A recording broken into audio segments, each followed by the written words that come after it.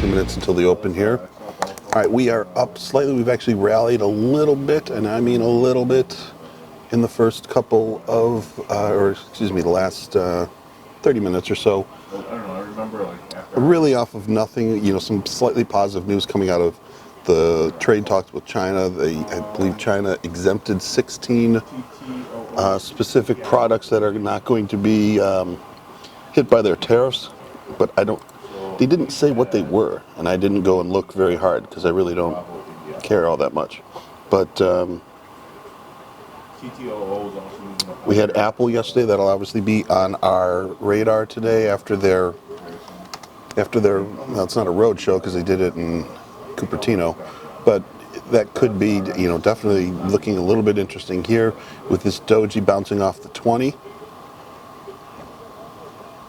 for a long there. Let's see if we want to, let's see what it does here.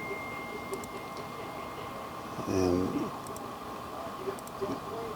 also looking at Netflix, Micron MU, Roku. We got a bunch of stuff that's on the watch list today.